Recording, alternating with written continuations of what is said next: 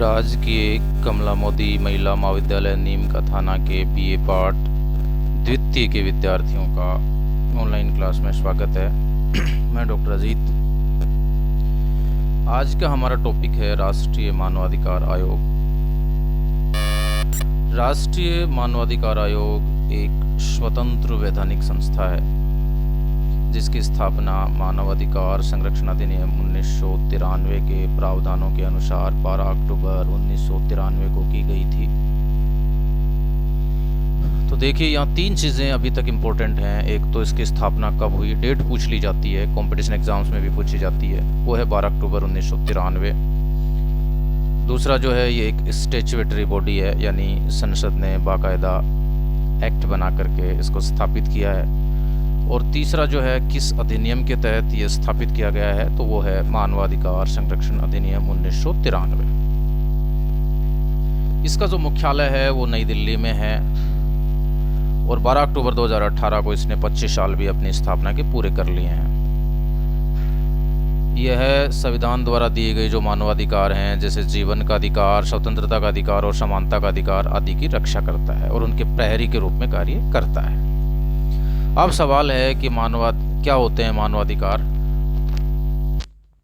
तो देखिए, जो मानवाधिकार की संयुक्त राष्ट्र यानी यूएन ने परिभाषा दी है कि ये वो अधिकार हैं जो जाति, लिंग, राष्ट्रीयता, भाषा, धर्म या अन्य किसी आधार पर भेदभाव के बिना सभी को प्राप्त होते हैं। यानी ये व्यक्ति को व्यक्ति होने के नाते प्राप्त होते हैं। उसकी जाति, लिंग, धर्म, राष्ट्रीयता, उसका कलर, उसकी अमीरी गरीबी, क्या वो सही है या लूला लंगड़ा है, ये सब चीज़ें कोई मायने नहीं रखती हैं। वो अमिताभ बच्चन के घर पैदा हुआ है या झुग्गी झोपड़ियों में पैदा हुआ है, कोई मतलब नहीं रखती ये बातें। चूँकि वो इंसान है, इसलिए उसके कुछ अधिकार बनते हैं और उन्हीं को मानवाधिकार कहा जाता है। मानवाधिकारों में मुख्यतः जीवन और स्वतंत्रता का अधिकार है, गुलामी और यातना से मुक्ति का अधिकार है, अभिव्यक्ति की स्वतंत्रता का अधिकार है और काम एवं शिक्षा का अधिकार है, आदि बातें हैं इसमें। कोई भी व्यक्ति बिना किसी भेदभाव के इन अधिकारों को प्राप्त करने का हकदार होता है। अब हम जो है इसके इतिहास पर चलते हैं। मानवाधिकारों की सार्वभौम घोषणा हुई थी और यही इसका जो है महत्वपूर्ण ऐतिहासिक दस्तावेज भी माना जाता है, जिसे संयुक्त राष्ट्र महासभा द्वारा 10 दिसंबर 1948 को पेरिस में अपनाया गया था। तो ये डेट भी बहुत इंपॉर्टेंट है, 10 दिसंबर 1948, जिसे ही मानवाधिकारों की सार्वभौमिक घोषणा कहा जाता है। Universal declaration of human rights Paris में जो है अपनाया गया था इसको। मानवाधिकारों के इतिहास में जो है ये बहुत महत्वपूर्ण घोषणा है, क्योंकि इसके द्वारा ही पहली बार मानवाधिकारों को सुरक्षित प्रोटेक्ट करने का प्रयास किया गया था। हर साल 10 दिसंबर को जो है मानवाधिकार दिवस मनाया जाता है। 1991 में पेरिस में हुई जो संयुक्त राष्ट्र की बैठक थी, उसने सिद्धांतों का एक समूह, जिसे पेरिस सिद्धांतों के नाम से जाना जाता है, तैयार किया था, जो आगे चल करके राष्ट्रीय मानवाधिकार संस्थाओं की स्थापना और संचालन की नींव साबित हुए हैं। इन्हीं अधिकारों का अनुसरण करते हुए भारत में मानवाधिकारों में अधिक जवाबदेही और मजबूती लाने के उद्देश्य से मानवाधिकार संरक्षण अधिनियम 1993 बनाया गया है। यह अधिनियम सभी राज्य सरकारों को भी राज्य मानवाधिकार बनाने की अधिकार देता है। अब मानवाधिकार परिषद की बात करते हैं, जो संयुक्त राष्ट्र संघ के अंतर्गत है। देखिए, मानवाधिकार परिषद एक अंतर सरकारी इंटर गवर्नमेंटल बॉडी है, जिसका गठन जो है 15 मार्च 2006 को हुआ और संयुक्त राष्ट्र महासभा के प्रस्ताव द्वारा किया गया था। इससे पहले काम कर रहा था राष्ट्रीय मानवाधिकार आयोग, उसकी जगह मानवाधिकार परिषद गठित कर दी गई। ये पूरी दुनिया में मानवाधिकारों के संवर्धन और संरक्षण को बढ़ावा देने के लिए उत्तरदायी है। इसी के साथ ये संस्था मानवाधिकारों के उल्लंघन की भी जांच करती है। इसके पास मानवाधिकारों से जुड़े सभी महत्वपूर्ण मुद्दे और विषयों पर चर्चा की जाती है, उस पर चर्चा करने का अधिकार है। यह परिषद संयुक्त राष्ट्र महासभा में चुने गए 47 सदस्य देशों से मिलकर बनती है। तो ये तो यूनाइटेड नेशन जो संयुक्त राष्ट्र संघ है और उसके अंतर्गत मानवाधिकारों को संरक्षित करने के लिए जो बॉडी है, जिसको मानवाधिकार परिषद कहते हैं, उसका जिक्र था। अब हम चलते हैं हमारे देश में, भारत में राष्ट्रीय मानवाधिकार आयोग की स्थापना की गई है, NHRC, national human rights commission. उसका स्ट्रक्चर क्या है? देखिए, ये एक बहुसदस्यीय संस्था है, यानी कई सदस्यों से मिलकर बनी है। इसमें अध्यक्ष सहित 7 सदस्य होते हैं और ये आवश्यक है कि 7 सदस्यों में कम से कम 3 जो सदस्य हैं वो पदेन सदस्य हों। पदेन सदस्य का मतलब होता है जो किसी पद को धारण करने मात्र से ही किसी अन्य पद के लिए एंटाइटल होते हैं। अध्यक्ष और सदस्यों की नियुक्ति राष्ट्रपति द्वारा प्रधानमंत्री की अध्यक्षता वाली उच्च स्तरीय कमेटी की सिफारिशों के आधार पर की जाती है। इसकी नियुक्ति कौन करता है? इसके अध्यक्ष और सदस्यों की राष्ट्रपति करता है, और वो करता है प्रधानमंत्री की जो अध्यक्षता वाली एक कमेटी बनती है, वो जो सिफारिश देता है, उस सिफारिश के आधार पर जिस भी नामों की वो सिफारिश करता है, उसको राष्ट्रपति नियुक्त कर देता है। इनका कार्यकाल क्या है? राष्ट्रीय मानवाधिकार आयोग के जो अध्यक्ष और सदस्य हैं, देखिए 5 साल या 70 वर्ष, इनमें से जो भी पहले हो। 5 साल पहले हो गई, 70 साल नहीं हुई है, रिटायर हो जाएगा। 70 वर्ष का हो गया, 5 साल नहीं हुई है, रिटायर हो जाएगा। इन्हें केवल तभी हटाया जा सकता है जब सुप्रीम कोर्ट के न्यायाधीश की जांच में उन पर दुराचार या असमर्थता के आरोप सिद्ध हो जाएं। देखिए, जहाँ तक इनके हटाने की बात है, तो सुप्रीम कोर्ट का जो जज है, वो जांच करेगा, और अगर लगता है कि उन्होंने कोई दुराचार या असमर्थता की कोई बात, उन पर कोई आरोप लगा था और वो सिद्ध हो गया है, तब फिर इनको हटाया जाएगा। इसके अतिरिक्त जो आयोग है, उसमें 5 विशिष्ट विभाग कार्यरत हैं। विधि विभाग है, जांच विभाग, नीति अनुसंधान विभाग, कार्यक्रम विभाग, प्रशिक्षण विभाग और प्रशासन विभाग।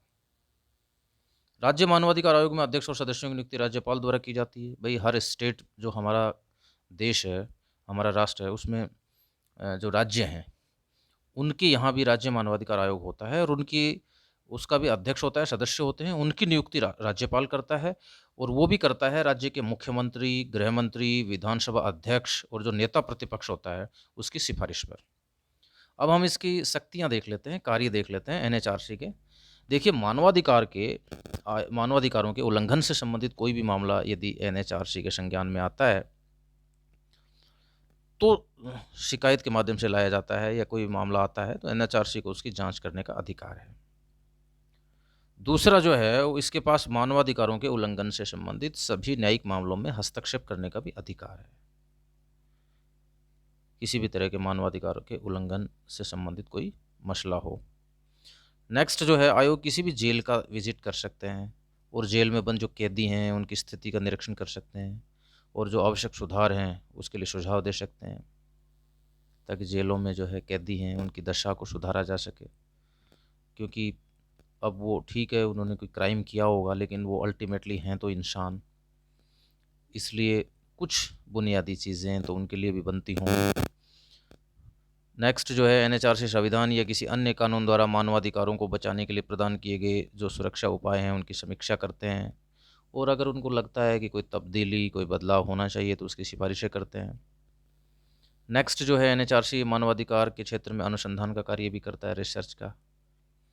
नेक्स्ट जो है, आयोग प्रकाशन है, मीडिया, सेमिनार, अन्य माध्यमों से समाज के जो विभिन्न वर्ग हैं उनके बीच में मानवाधिकारों से जुड़ी जो जानकारियां हैं उनका प्रचार करता है, और लोगों को इन अधिकारों की सुरक्षा के लिए जो है जो उपाय हैं उनके प्रति भी जागरूक करता है। नेक्स्ट जो है, आयोग के पास दीवानी अदालत की शक्तियां हैं, और ये अंतरिम राहत भी प्रदान कर सकता है। इसके साथ साथ जो है, इसके पास इसको मुआवजे और हर्जाने के भुगतान की सिफारिशें करने का भी अधिकार है। नेक्स्ट जो है, यह राज्य तथा केंद्र सरकारों को मानवाधिकारों के उल्लंघन को रोकने के लिए महत्वपूर्ण कदम उठाने की सिफारिशें भी कर सकता है। आयोग अपनी रिपोर्ट जो है भारत के राष्ट्रपति के समक्ष प्रस्तुत करता है, और जिसे संसद के दोनों सदनों में रखा जाता है। तो ये बात भी बड़ी इम्पोर्टेंट है कि राष्ट्रपति को इसकी रिपोर्ट जाती है, और उसके बाद संसद के दोनों सदनों में वो रिपोर्ट रखी जाती है। अब इसकी कुछ आलोचनाएं हो सकती हैं, क्योंकि इसके पहली आलोचना को अगर देखें तो इसके पास जांच के लिए कोई विशेष तंत्र नहीं है, कोई सिस्टम, बॉडी या कोई सेटअप नहीं है इसके पास। कहने का मतलब, अधिकतर मामलों में ये जो संबंधित सरकारों को ही कहता है जांच करने के लिए, खुद का जो है इसके पास कोई तंत्र नहीं है। नेक्स्ट जो है, पीड़ित पक्ष को ये व्यवहारिक न्याय दिलाने में असमर्थ होने के कारण भारत के एक पूर्व अटॉर्नी जनरल सोली सोराब जी ने इसे इंडिया टीजिंग इल्यूजन कहा है, कि ये लोगों को प्रैक्टिकली जस्टिस दिलाने में ज़्यादा सफल नहीं रहा है। नेक्स्ट जो है, एनएचआरसी के पास किसी भी मामले के संबंध में मात्र सिफारिशें करने का अधिकार है। वह किसी निर्णय को लागू करने के लिए बाध्य नहीं कर सकता है, मतलब बाइंडिंग पावर नहीं है, केवल सिफारिशी पावर है। अनुशंसाएं कर सकता है, निर्णयों को लागू करने के लिए बाध्य नहीं कर सकता। नेक्स्ट जो है, कई बार जो है धन की अपर्याप्तता भी जो है इसके कार्यों में बाधा डालती है। नेक्स्ट जो है, एनएचआरसी की शिकायतों की जांच नहीं कर सकता जो घटना होने के 1 साल बाद दर्ज कराई जाती हैं। तो कई शिकायतें बिना जांच रह जाती हैं। अक्सर सरकारें एनएचआरसी की सिफारिशों को पूरी तरह से खारिज भी कर देती हैं या उन्हें आंशिक रूप से ही लागू करती हैं। नेक्स्ट इसकी कमी है कि भाई राज्य मानवाधिकार आयोग केंद्र सरकार से किसी भी प्रकार की सूचनाएं नहीं मांग सकते, जिसका सीधा सा अर्थ यह है कि उन्हें केंद्र के तहत आने वाले जो सशस्त्र बल हैं उनकी जांच करने से रोका जा सकता है। अब कुछ सुझाव दिए जा सकते हैं जिनके अंतर्गत जो एनएचआरसी है उसको प्रभावी बनाया जा सकता है, जैसे कि सरकार द्वारा आयोग के निर्णयों की पूरी तरह से लागू करके जो है उसकी इफ़ेक्टिवनेस को बढ़ाया जा सकता है। मतलब ये कोशिश हो कि उसके निर्णयों को अमली जामा पहनाया जा सके। एनएचआरसी की संरचना जो स्ट्रक्चर है उसमें भी बदलाव की आवश्यकता है तथा इसमें जो आम नागरिक हैं और सामाजिक संगठन के जो प्रतिनिधि हैं उनको भी स्थान दिया जाना चाहिए। नेक्स्ट जो है एनएचआरसी को जांच के लिए उचित अनुभव वाले कर्मचारियों का एक नया कैडर तैयार करना चाहिए ताकि सभी मामलों की अच्छी तरह से और स्वतंत्र जांच की जा सके। नेक्स्ट जो है भारत में मानवाधिकारों की स्थितियों को सुधारने और मजबूत करने के लिए राज्य अभिकर्ताओं और गैर राज्य अभिकर्ताएं जो हैं स्टेट रिलेटेड और नॉन स्टेट एक्टर्स को भी एक साथ मिलकर काम करना चाहिए। धन्यवाद।